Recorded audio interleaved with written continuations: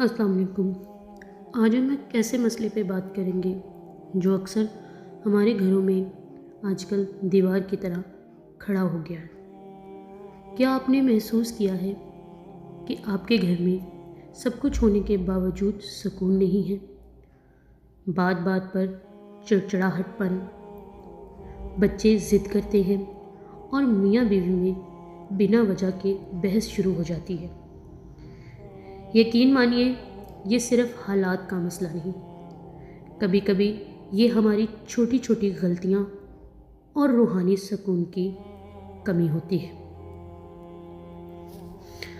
آج کی ویڈیو میں میں آپ کو سنہری باتیں بتاؤں گی جسے کرنے کے بعد آپ کا گھر سکون اور محبت کا گہوارہ بن جائے گا۔ سب سے پہلی اور آسان بات جو ہم اکثر بھول جاتے ہیں وہ ہے سلام۔ ہمارے نبی صلی اللہ علیہ وسلم نے فرمایا، جب تم گھر میں داخل ہو تو گھر والوں کو سلام کرو، یہ تمہارے اور تمہارے گھر والوں کے لیے برکت کا سبب ہے۔ لیکن یہاں ایک خاص بات یاد رکھیں کہ اگر گھر خالی بھی ہو تو تب بھی السلام علیکم ضرور۔ اس سے شیطان گھر سے بھاگ جاتا ہے اور اللہ کی رحمت کے فرشتے گھر میں جگہ بنا لیتے ہیں، اور جس گھر میں فرشتے جگہ بنا لیں وہاں سے جھگڑے خود بخود ختم ہو جاتے ہیں یا ختم ہونے لگتے ہیں۔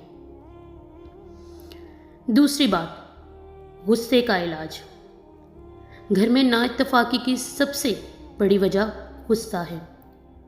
مولا علی کا بہت ہی پیارا قول ہے کہ غصہ ایک ایسا طوفان ہے جو عقل کی شمع بجھا دیتا ہے۔ گھر میں ہمیشہ اصول بنائیں کہ اگر ایک فرد غصے میں ہو تو دوسرا خاموش ہو جائے۔ غصے کے وقت دی گئی دلیل بھی صرف لڑائی بڑھاتی ہے۔ آپ نے فرمایا کہ جب غصہ آئے تو بیٹھ جاؤ، پانی پیو اور اعوذ باللہ پڑھو۔ یاد رکھیے، خاموشی کمزوری نہیں بلکہ گھر بچانے کی طاقت ہے۔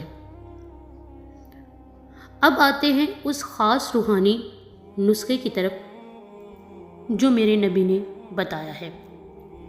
ایک صحابی نے آپ سے عرض کیا کہ یا رسول اللہ، میں بہت غریب ہوں اور گھر میں برکت بھی نہیں ہے۔